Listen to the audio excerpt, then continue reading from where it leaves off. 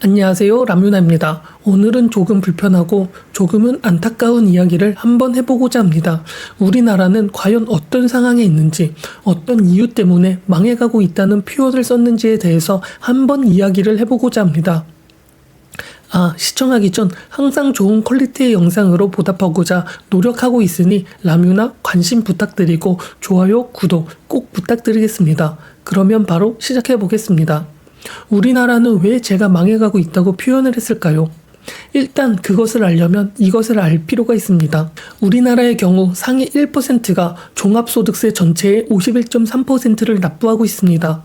그리고 대한민국 상위 10%가 근로소득세 전체의 73.1%를 납부하고 있기도 하죠.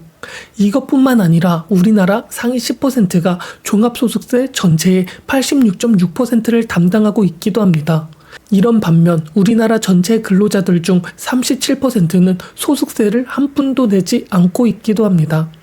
그런데 이상하게도 우리나라의 경우 아이러니하게 국가에 돈을 적게 내거나 돈을 안 내는 사람들의 목소리가 더 크다는 것입니다. 서민이라는 단어를 외치는 순간 그 어떠한 고통 분담에 대한 논의도 하면 안 되는 이상한 분위기가 형성이 되고 있다는 것이죠. 제가 말하고 싶은 말의 본질을 누구는 벌써 깨달았을 수도 있습니다. 당신도 소득세를 좀 내야 하지 않아? 라고 말을 하는 순간 대화를 하는 사람들끼리의 분위기는 이상하게 흘러가기 시작할 뿐더러 소득세를 내라고 말을 꺼낸 사람은 어느 순간 대역죄인이 되어버리는 이상한 분위기가 되기도 하는 것을 느낀 사람도 있으실 것입니다. 이러한 것들이 우리나라가 망해가는 것을 어쩌면 보여주고 있는 것일 수도 있습니다. 우리나라는 어떻게 보면 살아가면서 느끼는 것은 항상 몰매를 맞는 두 개의 집단이 존재하고 있다는 것입니다. 첫 번째 몰매를 맞고 있는 집단은 고소득자들과 부자들, 두 번째는 대기업입니다. 참 아이러니한 일입니다. 이들은 우리나라에게 전체 세금의 80%를 담당하고 있지만 돈을 내야 할 상황이 생길 때마다 돈을 더 내야 한다면서 항상 몰매를 맞고 있는 집단입니다. 정착, 청약소득 기준 제한으로 권리를 박탈당하기도 하며 애를 낳으라는 사회의 의무는 항상 앞서서 강요를 당하고 있기도 하고 말이죠.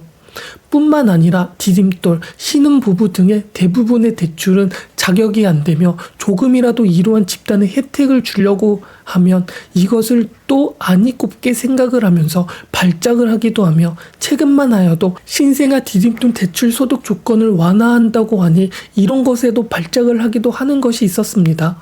우리나라의 모든 복지 시스템과 공공 시스템이 결국 상위 10%의 세금으로 굴러가고 있지만 정작 이러한 복지 시스템과 공공 시스템에 그 어떠한 기여도 하기 싫거나 하지 않는 혹은 세금도 내지 않고 세금을 내기 싫어하는 사람들이 의료보험료가 오른다, 가스비가 오른다고 말을 하면 우리나라를 좋게 보지 않거나 이런 것들을 아니 꼽게 입에 거품을 무는 사람들이 많이 있다는 것입니다. 이러한 이러한 상황이 계속 지속이 되다가 얼마 전에는 국민연금 인상을 막기도 하면서 이런 것이 쌓이고 쌓이면서 한 번에 터져버리게 된 것이죠. 주요 선진국 국민연금 보험료를 본다면 프랑스, 영국, 네덜란드, 독일, 일본의 경우만 해도 20%의 때를 유지하고 있지만 우리나라의 경우에는 10%도 안 되는 9%를 차지하고 있습니다. 소득세를 조금이라도 더 내라고 하면 안 내겠다고 항의를 하거나 때를 쓰면서 뭐라도 하기도 하고 국민연금을 좀 내라고 하면 또 반발을 하면서 항의도 하면서 나라가 무능하다고 하기도 합니다. 그런데 아이러니하게 우리나라가 원하는 복지는 북유럽식의 복지를 원하고 있기도 하죠. 참으로 내불남로가 되어버린 게 우리나라인 것 같습니다. 이렇게 우리나라는 참 이상하게 돌아가고 있습니다. 나만 아니면 돼, 이런 식으로 많이 흘러가고 있기도 하고 말이죠. 이러한 것들과 함께 가장 문제점은 처음에도 말했다시피 서민파리의 자아의식이 가장 큰 문제로 보여지고 있습니다. 모든 정치인들이 부자랑 서민이랑 갈라치기를 하면서 대결 구도를 유도하고 있으며 어떻게 해서든 서민들에게 세금을 면제하게 해서 표파리를 하고 있기도 합니다.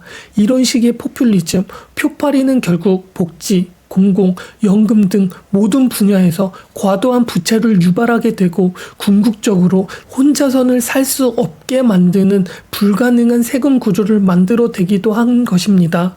이게 바로 우리나라의 가장 큰 문제점인 것 같습니다. 아직도 커뮤니티에서, 인터넷에서, 유튜브에서 혹은 TV에서도 끊임없이 부자와 서민의 대결 구도를 형성을 하면서 서민들에게 끊임없이 피해의식을 강조하고 있기도 합니다. 우리가 지금 살아가고 있는 세상에서 우리나라처럼 근로자들 37%에게 소득세 면제를 시키고 상위 10%에게 세금 80%를 몰아서 받는 나라는 우리나라가 유일한데도 아직도 서민들에게 부자들은 세금을 번 만큼 더 내야 한다, 사악하다, 이런 식으로 서민들 자체는 피해를 받고 있다고 강요를 하고 있습니다. 북유럽 복지의 경우 스웨덴만 보아도 소득세를 조금만 내도 소득세 50% 이상을 내야 하는 구조입니다.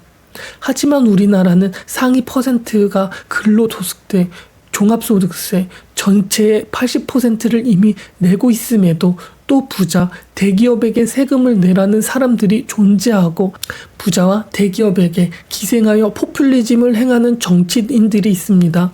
이러한 포퓰리즘적 정치인들이 존재하는 한 대한민국의 세금 구조, 공공복지에 대한 과도한 부채 문제, 비용 문제는 해결하기 어려울 것입니다. 이러한 것들이 더불어 연쇄작용이 될 것이고 어쩌면 이제는 우리나라의 대기업과 부자들은 우리나라들을 좁게 생각하지 않게 되고 그게 인식으로 대를 이어버리게 되면 편법을 쓰더라도 탈출을 시도하고자 할 것입니다. 이 세상은 지배하는 자에게 가장 유리한 것은 풀뿌리들이 많은 표라는 것입니다. 갈라치고 갈라쳐서 갈라쳐지지 못할 정도로 분할해서 지배자들은 권력을 유지하고 있다는 것을 알 필요가 있습니다. 이 말을 쉽게 풀어서 말하면 유리한 포지션을 지속해서 가져간다는 말과 같은 것입니다. 이런 것이 정치이며 이것을 정치권에서 이용을 하고 정치라는 것은 어쩌면 이러한 것을 원하고 있는 것일 수도 있습니다. 실패하면 반역이 되지만 성공하면 혁명이 되니까 말이죠.